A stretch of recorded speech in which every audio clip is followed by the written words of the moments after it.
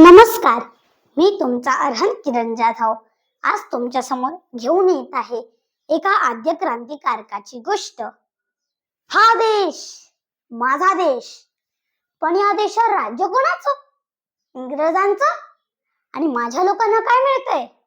उपासमार, दारिद्र्य, अन्याय. ही गोष्ट आहे एका अशा आद्य क्रांतिकारकाची, तसेच सशस्त्र क्रांतीचे जनक वासुदेव बळवंत फडके यांची. त्यांचा जन्म 4 नोव्हेंबर 1845 रोजी शिढोण येथे झाला. त्यांचे आईचे नाव सरस्वती होते. माध्यमिक शिक्षण संपल्यावर वयाच्या 17व्या वर्षी फडकेंना पुण्याच्या सैनिक नेखार यंत्रक कार्यालयात नोकरी मिळाली.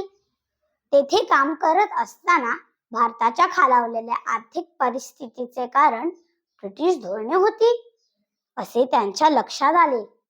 आपल्या अंथरुणाला खिळलेल्या आईला शेवटचे भेटण्यासाठी फडकेंनी रजा मागितली असता त्यांच्या इंग्रज अधिकाऱ्याने टाळाटाळ केली.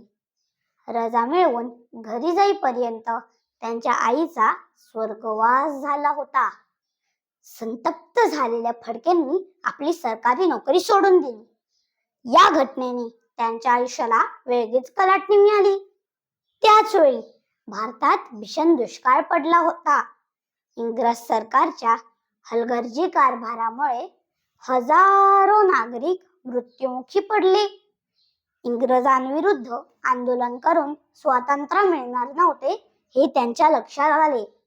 त्यासाठी सशस्त्र बंड केला पाहिजे असा त्यांना विश्वास पटला. जात, धर्म, भाषा न पाहता त्यांनी सर्वांना एकत्र आणण्याचा प्रयत्न केला. फडकेंवर छत्रपती शिवाजी महाराजांचा चांगलाच प्रभाव होता. म्हणूनच फडकेंचा उद्देश होता की भारत स्वतंत्र व्हावा आणि शेतकरी, मजूर, गरीब यांना न्याय मिळावा. वासुदेव बळवंत फडके हे पहिले क्रांतिकारी होते ज्यांनी ब्रिटिशांविरुद्ध छापामारी युद्धशैली वापरली. फडके यांनी लष्कर तयार करून पुणे, कोल्हापूर, सातारा, नाशिक, खानदेश या भागात ब्रिटिश कोशागारी लुटली.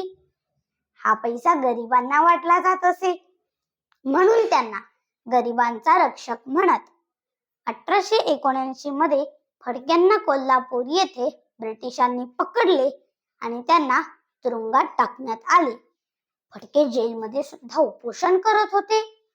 त्यांनी अन्नत्याग केला आणि म्हणाले, शरीर बंदिस्त होऊ शकतं, पण स्वातंत्र्याची तळमळ कोणी बंद करू शकत नाही.